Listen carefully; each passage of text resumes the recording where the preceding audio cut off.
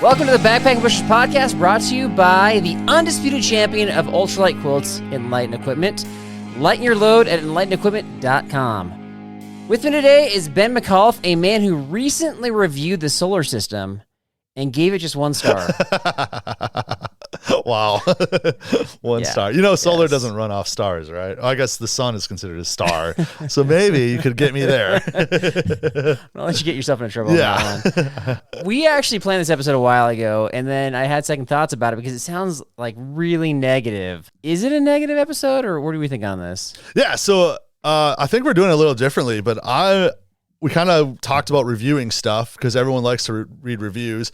And I found some. No, they don't. Not everybody does. Well, everyone should. But when you read reviews, do you go to like the 5 stars where everyone's like, "It's great, best thing ever"? Do you go right to the 1-star reviews? I think the new tactic people use is they go to like the 2 or the 3-star reviews to see like people that are like sort of like, because you're not trying to wreck the product or trash it. You're just typically those are the most honest, right? I would think so. I go to the 1-star, and then that usually persuades me not to buy the item. So I'm probably doing it wrong. I don't know, like, because typically you go to they'll have like 1 million 5-star reviews, and they're like, "This is the best product ever." And then you click on the 1-star reviews, they're like, "This didn't work out the gate," and you're like, "Well, why? Why would that be true?" You know, so you just, I don't know, hard to know what to believe. But I had it happen where we reviewed an item, gave it like 2 stars, wanted a refund, and they're like, "We'll give you your refund completely if you change it to a 5-star." Wow. And so we did, because we wanted our $100 back from this ice maker. Okay. And wait, now you're misleading other people into buying it, though. Oh, well, no, because I didn't change my review. I kept the review as like, "This is worthless." Oh, didn't really make a lot of ice, but here's a 5-star review. They manipulated you, and they won. They won. Yeah, but I don't know. So my rule of thumb, this has actually worked for me, is that if I am going to negatively review a company, then anytime I do that, I am also going to positively review a different company. And so I'm not just putting out negativity out there, right? I'm going to try to put a 5-star out there for somebody else. And that worked because there was one company that actually had really poor service, and the guy took my review very seriously because he checked my other reviews and saw that I wasn't just hating on other people. So gotcha. Okay. That worked.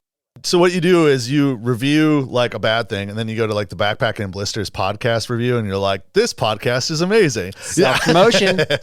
Yeah, no, I don't do that. Just curious if that's exactly what you're doing. I tell my kids to do that. I'm like, do that on your phones. Carl from Colorado has a lot of reviews for Backpacking and Blisters. Long-time listener here. I know. You can only do it once anyway, but that's funny. So I don't think we answered the question though. Like, is this a negative episode? No, it's helpful. Everyone's going to listen and be like, "Man, these are really helpful." Or when I get to my reviews, they're going to be like, "This is trash. Why is Ben reviewing it so negatively?" Well, it's kind of a play on words, kind of a pun here, because you're doing the worst reviews in terms of like what people are actually writing up about various outdoor products. Yes. Whereas I got a little bit of that, but I'm also doing products that generally have like really low star ratings on various websites and things.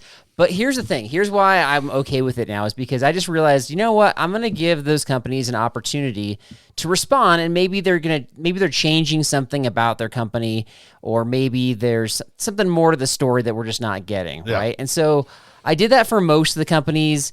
I think I was fair with them, and yeah, none of the companies responded though, so I gave them a chance. All right, well, maybe they'll respond after this. I just emailed their customer service, so it wasn't like I was like emailing somebody who's got 1 million emails in their inbox. I mean, maybe their customer service does, but typically the customer service will pass it on to the right person, or they'll respond. I got nothing. From them. Do you email a lot of people? What does that mean? Like in general? Yeah, like when you have a complaint. I personally don't. I don't. No. But we had a mishap where my neighbor friend, he actually emails, I feel like, a lot of people. Like that's what he does. And he actually had a problem with one of the iPhones that rolled out. There was a glitch, and his son was getting deployed and lost all the information. So he's like on the tarmac in an undisclosed location. I don't think I'm supposed to say, somewhere in the US, about to go overseas. And he can't get a hold of like where he's supposed to go for the next like plane ride out. And so, so you like emailed the CEO of the company, Verizon of all things, and was like, I got an assistant, and she helped us, and we got the phone working again and did it. So they don't have like these envelopes with the stamp classified on it. They just like hand you anymore. It's on your phone. Apparently, I don't know. I'm not Air Force. Yeah. What does a classified text look like? I wonder. Just like it's just as classified in all caps, just red. Your phone. Maybe that's the issue. Is it was like Mission Impossible. The phone just melted after he received it and didn't have a backup phone. So. That's weird, man. Yeah, that's weird. I felt bad, but they got it resolved and he's on his way too. Okay. I don't. And just to clarify, my emails weren't complaining emails. I don't care. I'm just trying. Like I emailed them and just said, hey, we're gonna be talking about this on an upcoming episode. Like, do you have any response to these things, basically? Yeah. And so I'll point out what I asked about later. But anyway, so we got that coming up, and then Ben has he had a major debacle yesterday and today with a relatively basic task. I want to hear about that. Yeah, relatively basic. Relatively depends on who you are. Yeah, should have taken 20 minutes. It took 15 hours. Okay, well, that's a major debacle. Yeah. All right. Bible verse of the episode, Leviticus 19:15. Do not twist justice in legal matters by favoring the poor or being partial to the rich and powerful. Always judge people fairly. Are you going to be fair in your judgment of these products and these people reviewers? Yes, I think from my side of it, I'm going to, because I'm reading the 1-star reviews, and then me and you can talk and discuss how ridiculous they are, how maybe, I don't want to use the word dumb, but some of these people I think can be labeled as dumb reviewers, right? That's not very nice. That's not fair. Like, who knows? We're going to find out. I don't know if I'm totally fair, because I did tell you that I reached out to the companies. I didn't reach out to everybody. For example, if it was like a I don't know, a cheapo knockoff type product that's trying to replicate an outdoor product, I didn't reach out to that like Chinese company. I didn't do it. Yeah. Okay. You should have. All right. You want to go first? You want to go first? You go first. Okay. I'll start with what I was just talking about, like an Amazon knockoff. So this is a Life Straw knockoff. It's called the Waki Waki Wakey Wakey WAKI. I don't know how to pronounce that. Survival Purifier. All right. So I went on to Amazon and looked at the reviews, and I don't have like specific reviews, but it just basically it didn't work for half of the reviewers. It wasn't like a few 1-star reviews. Like half of the people just like straight up didn't work. And so they're trying to replicate the Life Straw concept. Do you even like the Life Straw concept in the first place? Yeah, I do. I think it's good. I've been into Africa where they kind of promote a lot of the Life Straw stuff for everyday use. And so I think it's a good one. So people are taking the Life Straw and shoving it into a stream and just like sucking from the stream. That's what they're promoting. Yeah. Or just normal water that they find, drinking water because they're scared of it. Well, that's how they advertise, is like you're on the ground, your face is next to the stream, you're sucking from it. I've seen it. Okay. All right. Well, you have more experience at prod than I do, so I'll trust you, because for backpacking, I think I would never. So when they say these don't work, are they not sucking water, or is it not filtering and people are like legitimately getting sick because they're getting the bacteria and the viruses? I tested this in a bog and got sick immediately. Yeah, I think it's the water wasn't going through at the rate that it was suggesting, or it was getting gunked up. Yeah, that's a good question. But it just didn't. Yeah, they weren't. Yeah, and I mean, when it gets gunked up, that's like everyday problems when you're filtering water. Is it filters. If you're going through a bog, it filters. but some filters get gunked up faster than others. Depends upon like how many microns they go down to. Depends on if they're just like a good filter or not. So I'm gonna try to come up with solutions for this, because if you're trying to find a cheaper filter like knockoff, don't get this one. Just buy a different type of water filter altogether for a backpacking trip. My favorite one right now is the Be Free, and the Be Free can definitely get gunked up, but it is the fastest flowing filter for a season, and then I just simply replace it every season. That's my solution. When you want to do a new one, I think we got to wait till like NASA discovers water on the moon or Saturn or somewhere, because they'll come up with a filtering thing that'll be better, faster, maybe solar powered. You trust NASA more than you trust Canada? Well, I trust SpaceX more than I trust, I think, those spaces, because I think Elon would probably come up with it. Not that we're big Elon, supporters. Don't take that the wrong way, but yeah, I know you got to watch yourself with that. People are have different views on that dude. All right, that was my first one. What's your next one? My first one is the Big Agnes Copper Spur HVUL 3-person tent. Wait, that's a pretty highly rated tent. It is, and so it's 4 out of 3 stars. So you think it's good, but then 4 out of 3 stars. 4.3. 4.3 out of 5 stars. Sorry. What math are we doing here? So if I look at it, and this is from Big Agnes, like the company is Big Agnes. It's not like some knockoff Chinese company selling Big Agnes. Correct. And if you look at the reviews, the first one is cheap tent. Used it with a footprint. The bottom got destroyed. So it begs to answer like how durable it is. Everybody else, there's 3 or 4 reviews where delivered, used, and ruined. So not even are they doing it like brand new. Wait, delivered used? Yeah. From eBay? Yeah. Like that. I mean, that's what you think of, but it's not. But wait, where are these reviews on Amazon? There are reviews on Amazon through the Big Agnes company. So, and I had it. Wait, whoa. There's so much knockoff stuff on Amazon that is labeled with the actual branding. Is it from does Big Agnes have its own? Yeah, it says buy Big Agnes. So that's what it says. Yeah, that's why I was like, this is kind of crazy that it's, and so like your first thought would be if you're buying it where it says buy Big Agnes, you're getting the Big Agnes one. Right. Bought this tent for solo backpacking and a windstorm destroyed it. Luckily, I was near my car. So I don't know how far he got solo backpacking. That's legit backpacking right there. I backpacked next to my car. Company wanted me to pay money to replace the parts. I felt I already had paid enough money, and plus my confidence is shook with this tent. So I want to know how accurate this is, because a lot of those bigger companies are actually really good at warranting their stuff and parts and pieces. They don't send you used gear. That's what makes me think this is fishy. Right. Or that it's just like, some sort of up and coming tent brand who's just starting to like bash existing tent brands, right? Right. Like they're making up junk. I don't know. Yeah. That sounds weird. Says it's verified. Yeah. So, yeah. I will say that I did look them up for later purposes in this episode. I looked up that specific model on REI to see kind of how it was rated on the REI website. And it was like 3.2 stars, I want to say. It wasn't as high as I thought it would be, because we've had ours for years and we haven't had any issues. I mean, we've had it, I don't know. We're pushing 9 years with it, with some pretty extensive use, no waterproofing issues or nothing with the bottom. We did tear up the stuff sack, but that was kind of user error, and so they asked us to replace that, and they did their best to find the exact stuff sack, but since it's an older model, they didn't have the exact one. But anyway, so I was actually satisfied with their I would think so too. I mean, when you read the other reviews and with the company being that big, but spending $350 on a tent, I expect it to like last more than just one time. Wait a second, $350. $350 is what they have it on Amazon for. And you think that's really from Big Agnes? I think those tents are like stinking $600 now, man. Yeah, some of them are. Some of them are. Okay. This is the 3-person was. When I looked, it was comparable 350 to 400, 450. Right in there, depending on what website you're looking at. I think 350, you're talking like the cheapo backpacking tent. Maybe that's it. Maybe it's a knockoff, but they're selling under Big Agnes. Right.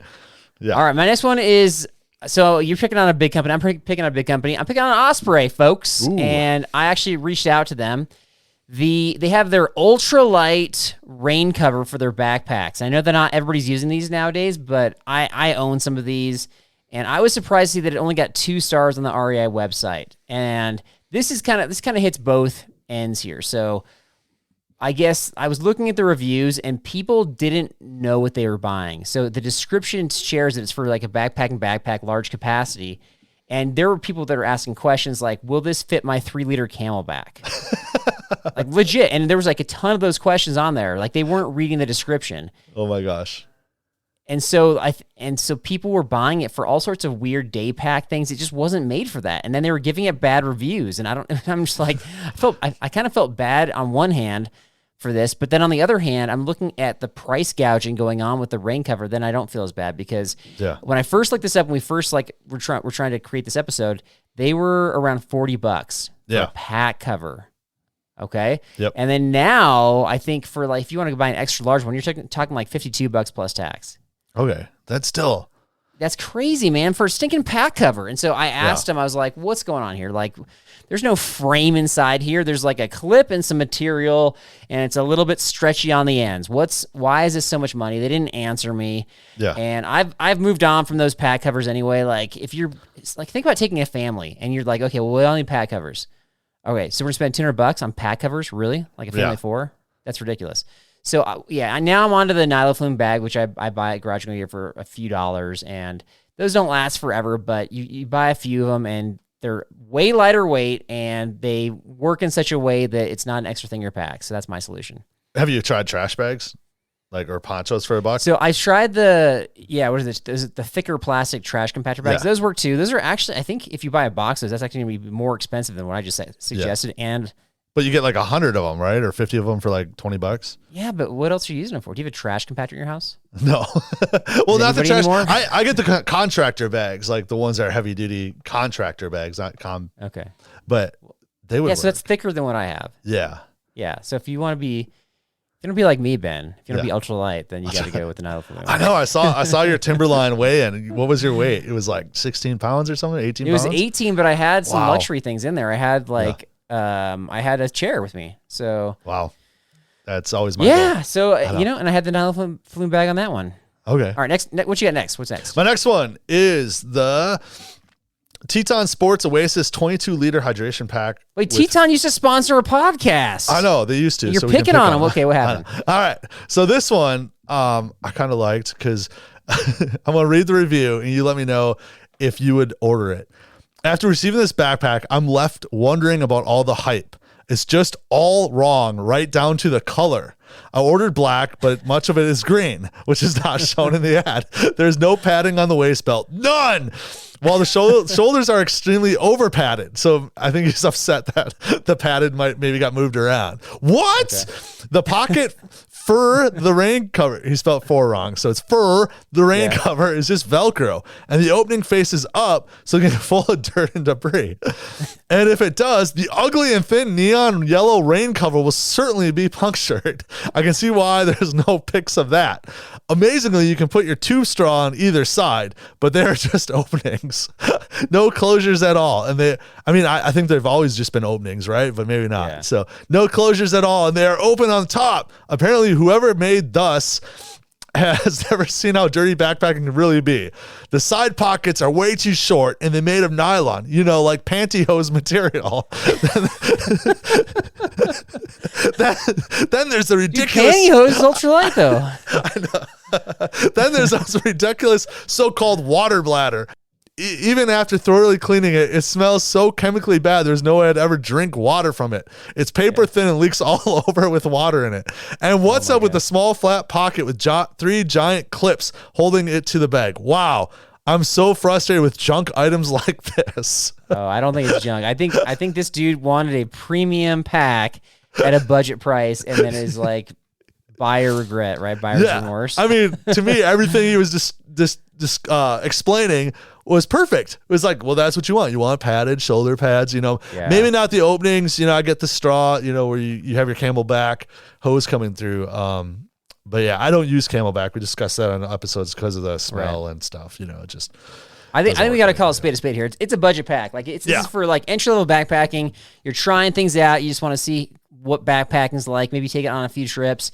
And then if you're like, I'm actually really going to get in a backpack, and then you got to upgrade at that point or figure out which thing you're going to upgrade first, right? Right. And you go to the store and you try them on and you look at them. And a lot of the companies, like they've done their, market research. They've done research with actual backpackers to test it out to make sure that, things are hitting the right spot. It's not over padded or under padded. It doesn't have too much of this or too little of that. And so that's not what Teton is. That's not who they're suggesting they are. And I would he didn't say he tried it on and that's what he felt. So, did he try it on? Not? I don't know. Have you ever opened up anything and it was like the wrong color? Definitely the wrong item for sure. Yeah, probably. I can't immediately think of it. Have you?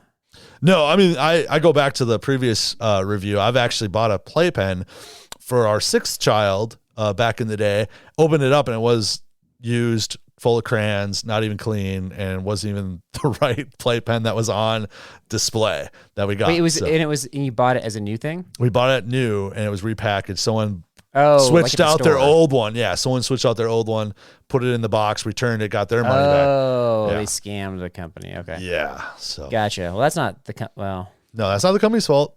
Yeah. Because they didn't check if it was like taped and said never used. So right. Yeah. That's a bummer. All right, next one I got is the REI Trail Made One Footprint. Ooh, 2 stars on its own website. All right, this one's probably the weirdest one that I found because it just basically it's a footprint and everybody was saying that basically it just didn't fit the tent. Like it was mismeasured. And people kept on buying it. It says, one person said, if the specifications are not accurate, the buyer has no way of guessing what the real dimensions might be. Nominal sizes may make sense for something like lumber, where the kiln-dried product is smaller than the wet wood dimensions, but that reason does not hold up here. The ground cloth is 6 inches shorter and 5 inches narrower than the stated dimensions on the website. That's stinking significant. I hate those like measurements. Like, do you ever go in there and like they're wrong or... Yeah. Anyways, keep going. I don't double check them. I will say that Stephen Smith did a test on packs to see if like the liters, if the stated liters actually held up, because I'm always like, really, it's that many liters? Doesn't feel like that much. And they were generally correct. He took a hose and then it had like a gauge on there to see how much water was going in there. And anyway, it was generally correct. So, but I've got a really easy solution for this where you will never have this problem, whether it's this particular footprint or a future one. Just don't buy footprints, folks. And problem solved. Save money, save weight, save hassle, and it won't be an issue. And on the big Agnes tent, it didn't even help protect the tent. So yeah, that's like a weird. I never had that issue with tents. That's weird. I used a footprint recently, so I can't complain. Okay. I'll tell you what. I'm gonna come clean. There's 2 tents that actually I have seen get a hole in them, and I don't know how they got the holes. It wasn't even like a wear hole. It didn't even look like a rock or something sharp poked through. It was like almost like a slit. This happened with the latest Durson tent. I forget the model, but it's freestanding. That was on our Catalina trip. One of the dudes had that. Yeah. And then early on, when Outdoor Vitals was sponsoring us, they don't even have this tent anymore. But it's like a one-man, not a freestanding tent. And one of my buddies somehow cut a hole in that tent. And did you drop your 1-inch knife and couldn't find it for a little bit? That's what it was. That's pre 1-inch knife then. I mean, honestly, it'd have to be something like that for how that happened. So, because it wasn't on a seam or anything. When you set up your tents, do you check the ground? Are you raking it to make sure there's no there's no rocks? I bring my ultralight backpacking rake and we rake it so that it is smooth. Yeah. And then we wheelbarrow sand in there too, so there's no ultralight sand. I mean, maybe we're onto something. We should have an ultralight rake so you can rake the ground where your footprint's going to go. The ground. Yeah, you can invent that. I just talked to Lloyd from Garage Grown Gear, and I suggested other things, not the rake, but I suggested a pocket dust buster for all those pretzel crumbs people have when they shove snacks directly in their pockets. Yeah. But anyway, okay, to answer your question, though, of course, I take pine cones and rocks and sharp things out. Yeah. I'm not perfect, so if I'm laying down and I feel something, I'll just reach around under the tent and grab it and throw it out. Yeah. I assume that you do, too? I do. I check it, but still, if you get to camp late, you're not as thorough. But I more check where if you're on your sleeping pad, too, you don't always feel it, so it's it's hard sometimes, but yeah. It is hard. Okay. All right. So that was mine. Do you have any more? Yeah, I got one left. Mine is the Patagonia Torrent Shell 3-liter jacket of men's. So the review that I found was this one, and a lot of 1-star reviews for it leaking water and not protecting. But this one said, terrible rain protection. It's like a tent where anything touching it gets wet. So disappointing. Thought Patagonia was supposed to be the best. If it were actually waterproof, the water would bead instead of penetrate the fabric. But there is no beading with this jacket. I know replacing this jacket with a Cotopaxi rain jacket, I highly recommend the Cotopaxi instead for a similar price point. So wow. Okay. So these are the ones where I think I would read, if it's supposed to kind of shed water and stuff. And on the website, $179 at REI. Don't let the rain spoil your plans. The durable Patagonia jacket is waterproof and windproof. Right. I would probably stay away reading this one. I'm curious about what they used for their waterproofing, because Patagonia is very environmentally friendly, and with all that PFAS stuff going on, I bet that they try to come up with the most environmentally friendly alternative, possibly at the cost of performance. Yeah, it sounds like it. I mean, there's 2 other reviews that I didn't read that said the same thing. Once the manufacturer's waterproof actually wears off, they found issues. But that's why, you're supposed to waterproof it to yourself. Right. And you don't do raincoats. You just get the rain sleeves on and you're good to go. I do rain jackets. What are you talking about, dude? What are you talking about? Rain jackets you have to bring a rain jacket. You have to. I don't know if I ever would. I don't know. I don't mind getting wet, but it's wet and cold. Okay. So. Yeah. If you like hypothermia, I would say ditch your rain jacket. If you're a fan of hypothermia. All right. So I got one more. Yeah. And this one I want to talk more about in a future episode. We're going to be kind of talking about some freeze-dried meals. We got that coming up in a few weeks with like the worst freeze-dried meals. And so I just want to, it's kind of a little bit of a preview, I guess, because when I looked up on REI, you can do like the reverse search based on the reviews. You can do like top rated things versus like, filter it so it's like the bottom rated things. And this company came up a bunch of times in the bottom, and I was like, dang, like, why are they still selling this stuff? And it's Trailtopia. Oh. And I did reach out to them, and I basically just said, hey, okay, look, you came up a lot in the search results in the bottom. Like, is there anything you're changing? Are you adding new flavors? Are you changing the recipes of existing flavors? They didn't respond. I will say that since I initially looked them up, a couple of the flavors that popped up in the low reviews, like REI is not carrying anymore, but they still exist. One specifically is the jambalaya.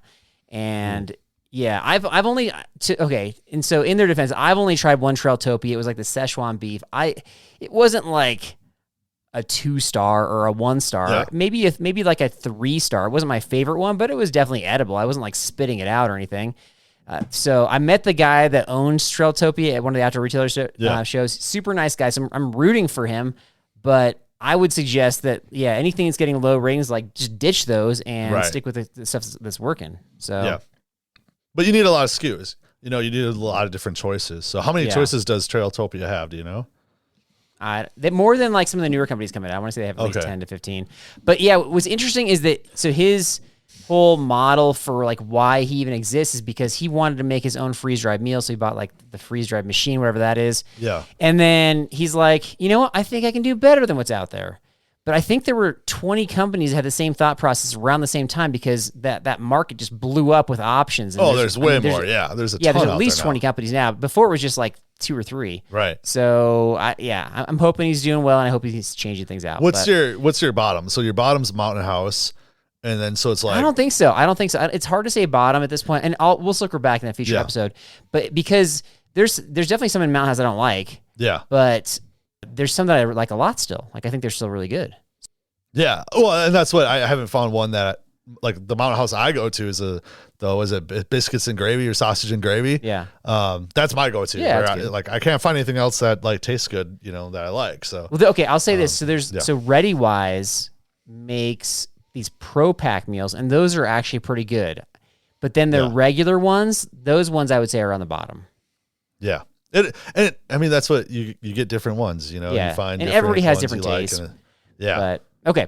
All right. So anyway, so we got so those are some of the worst ones that we found, and some of the ridiculous reviews. What else is out there? What's a really low rated product? Not just one that you didn't like, but you've just either like you tried it, your friends tried it, or you're doing some research and you just found a ton of bad reviews for a particular product. We'll check it out, so please let us know. I've got the highest rated gear trivia coming up right after this. O'Reilly! You need parts? O'Reilly Auto Parts has parts. Need them fast? We've got fast. No matter what you need, we have thousands of professional parts people doing their part to make sure you have it. Product availability. Just one part that makes O'Reilly stand apart. The professional parts people. O'Reilly Auto Parts. All right, so before we jump into the trivia, we have a new partner with a company called Magnet Designs. Ooh. And Magnet is the trail name of a long-distance backpacker that crafts outdoor gear. He literally just finished the Colorado Trail, and he has some epic pictures on his Instagram. We'll have that linked in our show description. He's a good dude. Everything he sells is designed, tested, and built by thru hikers to be the toughest, lightest, and most practical designs available anywhere. Like, he's literally wearing his own stuff as he's doing these thru hikes. Nice. Everything is handmade in Bend, Oregon, using U.S. sourced and recycled fabrics whenever possible. 0 people are exploited in the making of his garments. 0 people, because it's just him. He's not outsourcing stuff. Nice. Okay, I got what you're saying. Yeah. We're talking sun hoodies, performance shirts and pants, and even a top-notch dog quilt, which I think is super cool, the way that he designed that thing.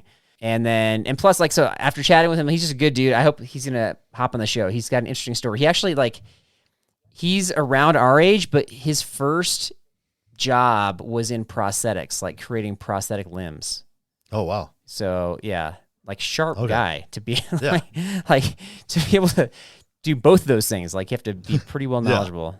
Anyway, so I got his website in the show description, and we're partnering with him. So more information on that to come. All right, are you ready for trivia? Yeah, it's been a while, but we're all excited. You had this prep. Yeah, we haven't done trivia in a while. We've kind of done more of the lightning round stuff, which I like that too. But I made this trivia a while ago, and then I saved it for you. I appreciate it. Here we go. All right. Number 1.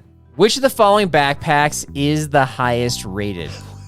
A, the Osprey Aether, B, the Gregory Baltoro, or C, the Big Agnes Copper Spur? Well, the Copper Spur we talked about, so I think that's the 10. Right. Is that highest rated, though? Let's go Gregory. I think Gregory will be the highest one. All right, they were pretty close. They were over 4 stars, but it was the Osprey. Osprey. Yeah, Gregory, the Baltoro specifically is made for people that don't mind having a heavier pack and just want like a comfy load. Well, that's me. So I think the Aether's kind of similar too, but anyway. All right, number 2. Which of the following tents is the highest rated?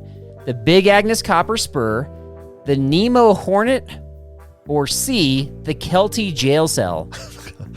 I want to go with the Nemo because you have that, right? And I do. I would assume you probably like it because the reviews were high for it. So you went with that one. You're giving me too much credit for research. I think you went with peer pressure. You're like, oh, everyone likes this. I gotta like it too. So. I must like this too. I don't think that's ever been the case in this podcast, as referenced by all the things that I've made fun of. But that is correct. Nemo Hornet's correct, and the Kelty Jail Cell does not exist. I just made that up, just FYI. Yeah. Number 3. Which of the following foods is the highest rated? Is it so? Yeah, these are just foods in general. A, Peak Refuel Peach Cobbler, which you've had at least a taste of before. I like that one. Yeah. B, Jelly Belly Boba and Milk Tea Mix. Yep. Don't like that. C, Mountain House Mexican Adobe Rice, or D, any chili mac with beef. Oh, it's gonna be for me. It's the Peak Refuel, so that's what I'm going with. Ding, ding, ding. You passed trivia 2 out of 3, my friend. There you go. We didn't even have a wager on it. Shoot. No, that was, and that one, when I just checked it. I just checked it yesterday. Yeah. This is the only product that I was able to find anywhere that has a straight up 5 stars. Really? I mean, it's good. I love it's good. Do you want to bring dessert? Maybe not. I don't know. It's kind of controversial because people, it's like kind of like a second meal, right?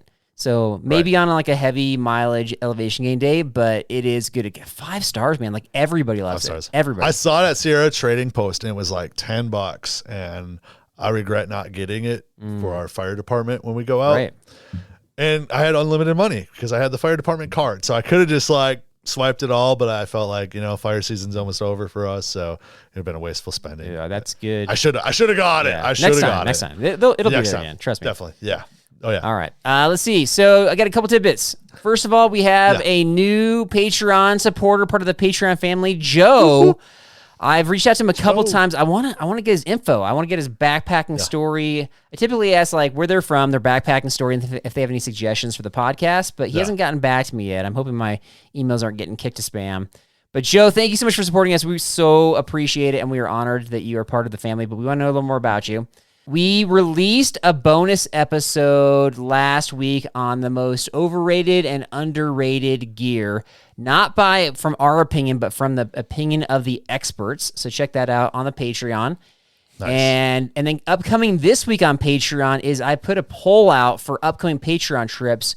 Where do people want to go? Basically, I put a long list there, and if you want to add to that list, you can make suggestions to us, and I can always modify it. But where do you want to go? It's not like just pick one. It's like pick as many on the list as you want to. You want to go to all those places? Awesome. Oh. All right, so that's what I got for tidbits. And then the last thing we got is Ben has a story about a 20-minute job that took 15 hours. All right, go for it, Ben. So I changed my own oil. It's something that takes easy. I've done it, multiple times, every 3,000 to 5,000 miles. Have you changed oil before, Carl? Yeah, of course. Yeah, so I shouldn't say of course. Not everybody does that. Yeah. Yeah. So it's a new truck, and I'm like, I probably should just bring it in so it's documented that's done. talked to my wife, and she's like, just do it yourself. Save money. I'm like, all right.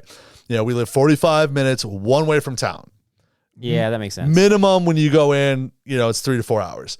So I go and I'm like, all right, let's go. I got to teach my son how to do it. He's turning 18 in March. So we go out there, get it up on the blocks. I drain the oil and I'm like, all right, let's get the oil filter. So we go get the oil filter and it's the wrong one. I Googled it, looked it up online, which oil filter it was, rather than go to the store, which I wanted to do, but we did pick up because it's easier because my daughter goes to town. So I had it all ready in the cart and it was the wrong stupid oil filter. So I'm like, great. So I called my buddy who thankfully was coming over that night and was in town, picked up the oil filter. So I'm like, sweet. So 3 hours later, I put the oil filter in and I'm like, all right, let's put the oil in. Where's the oil? Nobody unloaded it from my daughter's car and she wasn't home. So, yes. So another delay. So finally she gets home late at night. I grab the oil. I look at it. I'm like, 5W30. Perfect. I open up the hood because I Googled the oil. You Googled it. You didn't look at the cap. I do. I didn't look at the cap because I was lazy. The car was like 30 feet away, but you think you could just go online and be like, what oil does a GMC Sierra take? The cap says 0W20 with Dexos. And well, so you know what? That's not that happens not very often, but I would say like 10% of the time I've done stuff where I look something up and get information. Yeah. A lot of times it's on like hours, like operating hours for businesses where they have something down and it's like incorrect. And so, yeah, that's weird, man. Yeah. So I looked at the cap. I went online because we don't have the manual. Wasn't sold with the car. So looked at 0W20 is what we needed. So ran to town this morning at 5:30 this morning. So I get back in time to hang out with you, Carl. Thank you. Got the oil in, started the car, everything runs. And my son goes, yesterday after we just drained the oil and put it back, he goes, no wonder people do the oil themselves. That was easy. That took like 20 minutes. And I'm like, no, we're not done yet. And so I had to tell my wife last night, like, hey, I got to run to town to get oil because we got the wrong oil. And I wish I would have just done the oil change in town because it would have saved, 7 hours of hassle. But next time we're back. And we didn't have an oil wrench. The oil wrench I had was for my old truck and didn't fit the new oil filter, so I had to run up to the neighbor and bother him to get an oil wrench. So everything was wrong with the oil filter and the oil change. So that's okay. It's frustrating. Yep. And I used to do my own oil, but even when I did it, it's still an extra hassle because you have to like dispose of the oil, and I don't know. It's hard to do it without making a mess. I imagine if I did it enough times, like I probably would have a system where that worked. You don't have to dispose the oil. I mean, realistically, if it's less than 5 gallons, you don't have to call hazmat, so you can just dump it in the creek. Just fun little fact there. Wait. No, I'm kidding. I'm kidding. We dispose of it. Dump it in the creek. Everybody because it came out of the ground, so just put it right back in. It's natural resources. Yeah, it's biodegradable. Even like let's say you get it into whatever jugs you're using and you've done it cleanly, like even just pouring it into whatever bin they have at some of those auto parts stores, like that's a little bit messy. It can be. I just feel like I made a mess. And then some of the places do oil changes so cheaply. It's like basically for the cost of the oil, like maybe a little bit more. So I was like, so I haven't done it in a while, I'll be honest. Yeah. I don't want to do it again personally. I was to teach my child. Yeah. Well, you get dad points for teaching your child. So there you go. Yeah. All right, my friend. Well, hey, we hope that this was, I don't know if this was a helpful episode, but maybe an entertaining one. And that's all I got. You got anything else? Yeah. Just remember, if you review this episode, review it kindly. Thank you very much. Have a good week. God bless everybody.